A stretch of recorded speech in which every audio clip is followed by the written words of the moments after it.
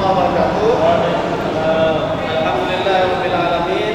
Wassalatu wassalamu ala asyrofil anbiya wal mursalin nabiyina Muhammadin wa ala alihi wa sahbihi ajma'in. Amma ba'du.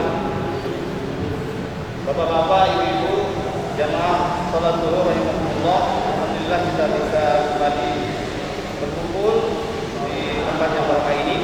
Pada kesempatan ini, seperti yang saya sering sampaikan, saya akan menspesialisasikan diri untuk menyampaikan pandangan-pandangan Muhammadiyah, wabil khusus yang terdapat, yang tertuang di dalam putusan maupun fatwa Muhammadiyah.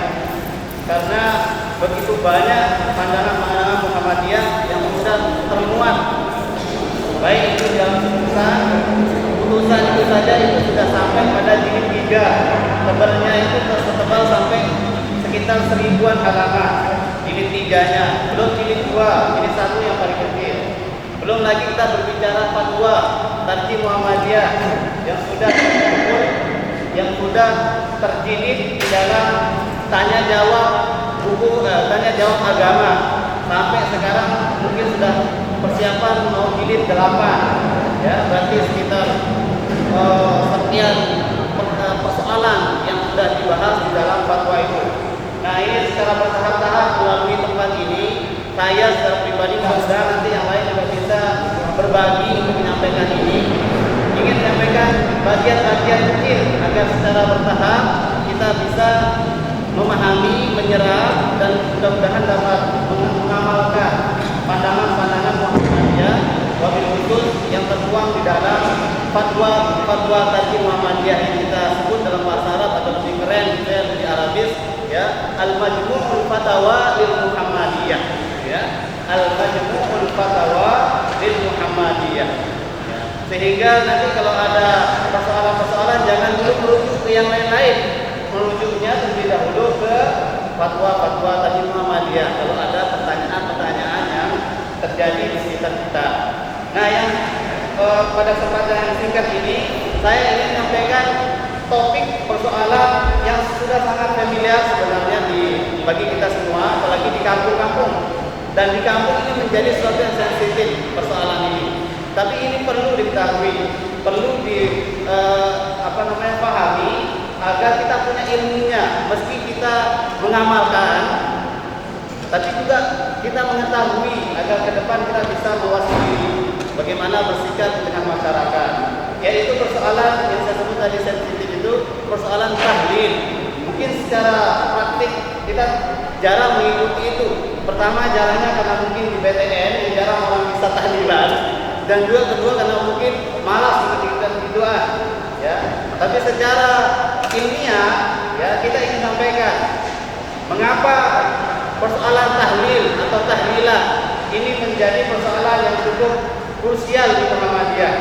Ya, Bapak Ibu rahimahullah, Muhammadiyah itu tidak melarang. Muhammadiyah itu tidak melarang. Ini masih koma. Tidak melarang membaca tahlil. Tahlil itu apa, Bapak-bapak, Ibu-ibu? Tahlil itu dari kata halala yang artinya qaulu la ilaha illallah atau halala qala la ilaha illallah. Membaca kalimat la ilaha illallah. Sebagai tambahan, istilah yang sering kita dengar ada istilahnya tasbih. Membaca tasbih subhanallah. Subhana itu dari kata sabbaha tasbih tadi. Tahmid itu alhamdulillah, asal katanya dari alhamdulillah atau hamidah, ya. Kemudian takbir dari kata Allahu Akbar kabbara yukabbiru, ya. Asal katanya. Ini tahlil ini agak aneh, Bapak Ibu, karena di dalam kalimatnya tidak ada kata halala wa halilu la ilaha illallah, tapi lafaz ini maksudnya adalah bacaan la ilaha illallah. Maka kalau kita katakan kepada orang halil, maka maksudnya adalah la ilaha illallah. Halil itu artinya apa? Katakanlah la ilaha illallah. Tapi kita jarang menggunakan istilah itu karena memang tidak populer. Hanya istilah tahlil yang kita sering ketahui. Tahlil itu sendiri sudah sangat besar sekali manfaatnya. Membaca la ilaha illallah itu begitu besar sekali faidahnya bagi kita, bagi yang membacanya. Ya, dalam fatwa tadi Muhammadiyah baik di dalam Al-Quran maupun dalam hadis Nabi sudah dituangkan. Ini kalau ada waktu saya ingin sampaikan, tapi waktu sudah hampir lewat dari bahkan. Begitu banyak faedah daripada membaca tahlil, membaca la ilaha illallah. Salah satunya itu misalkan ketentuan dalam hadis Nabi yang sahih itu, "Maqala la ilaha illallah dakhala jannah." Barang siapa yang mengucapkan kalimat la ilaha illallah, itu kalimat tahlil, dakhala jannah, masuk surga, masuk surga. Tidak ada ketentuan kapan harus membaca, seberapa banyak secara khusus, itu tidak ada. Silahkan membaca tahlil sebagai bacaan kalimat zikir kepada Allah Subhanahu wa taala, karena kita disuruh oleh Allah Subhanahu wa taala untuk berzikir sebanyak-banyaknya segala waktu, baik siang maupun malam. Ya. Jadi perintah untuk bertahlil, membaca la ilaha illallah sudah jelas sekali dalam ajaran agama Islam. Pertanyaannya adalah bagaimana dengan tahlilan? Nah, di sini sudah ada penambahan imbuhan an di akhirnya, sehingga ini merubah makna, merubah konsep daripada tahlil itu sendiri. Sehingga kalau kita maknai istilah tahlilan, itu adalah merupakan bacaan la ilaha illallah yang dikhususkan waktunya, tempatnya, momennya, caranya secara khusus. Itu definisi daripada tahlilan. Paham nggih? Setelah dia ditambahkan imbuhan an, itu maknanya menjadi berbeda atau maknanya menjadi spesifik atau menjadi lebih khusus. Yaitu sekali lagi bacaan la ilaha illallah yang dibaca secara khusus pada waktu tertentu, tempat tertentu, momen tertentu, dengan cara tertentu. Itu namanya tahlilan. Maka kalau demikian definisinya, maka kita harus merujuk ke dalam Al-Quran hadis kekhususannya itu. Karena segala ibadah yang khusus dalam ajaran agama Islam itu harus bersumber di dalam Al-Quran hadis. Sekali lagi, segala amalan ibadah yang bersifat khusus yang kita sebut dengan ibadah makhluk itu harus bersumber merujuk kepada Al-Quran dan hadis. Tidak boleh asal-asal membuat cara ibadah yang sifatnya khusus. Karena apa? Karena ibadah khusus itu adalah ibadah yang secara khusus kita butuhkan kepada Allah Subhanahu wa taala sebagai bentuk hablum minallah kita. Maka praktek beribadah kita secara khusus kepada Allah itu harus ditunjukkan di dalam Al-Quran dan hadis sebagai pedoman dari Allah dan Rasulullah SAW. Maka membaca tahlil ini sangat-sangat dianjurkan. Dan tentu tidak hanya berupa sampai di lisan saja, harus terrealisasi di dalam kehidupan kita sehari-hari. Sehingga kalau orang sedang membaca tahlil, dia semestinya tidak lagi berbuat syirik, berbuat maksiat, berbuat kejelekan dan lain sebagainya. Baik itu syirik kecil maupun syirik besar. Itu yang disebut dalam agama Muhammadiyah dengan TBC. Jadi kalau sudah membaca tahlil kita, maka kita harus menghindarkan diri dari yang namanya TBC, takhayul, bid'ah, khurafat. Ya, ini istilahnya Muhammadiyah yang harus kita benar-benar hindari di dalam beragama. Takhayul itu apa? Khayalan, imajinasi tentang sesuatu yang kemudian diyakini ada kemampuannya untuk memberikan manfaat maupun mudarat, sehingga lambat laun kemudian khayalannya menjadi sesuatu yang dituhankan, ya, karena disembah.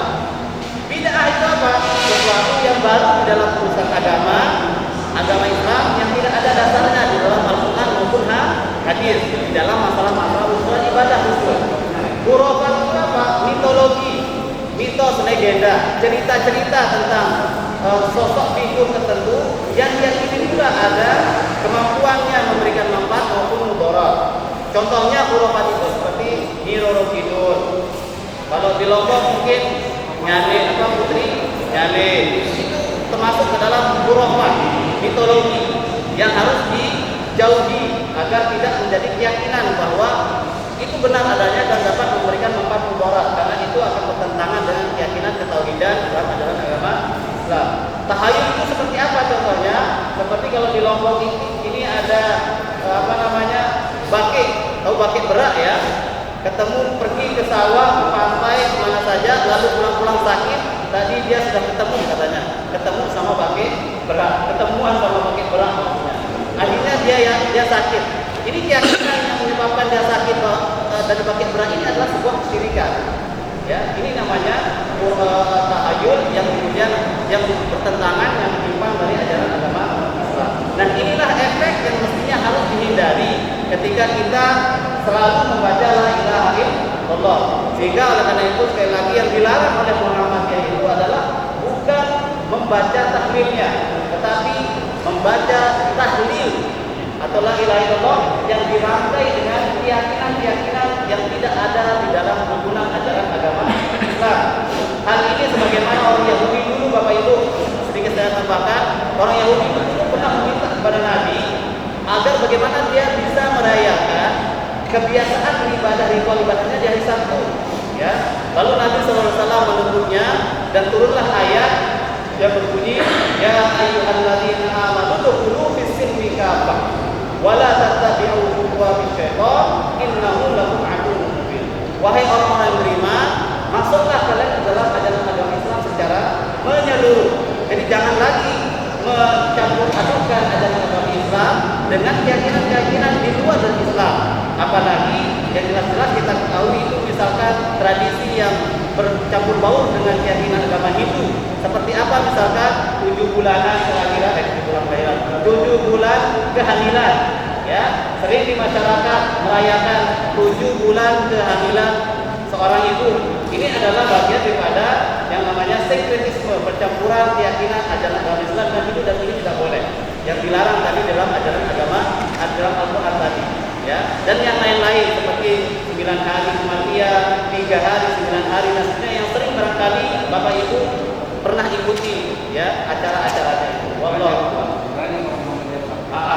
Nah ini prakteknya di lapangan begitu banyak kita yang terlibat. Tetapi paling tidak dari kesempatan ini kita mengetahui agar satu waktu kita sadar, kita tahu memang ini tidak ada dasarnya yang benar valid dari ajaran agama, sehingga kita satu waktu bisa terhindar dari itu. Kalau tidak sekarang, mudah-mudahan ke depan kita bisa menghindarinya. Karena memang konsep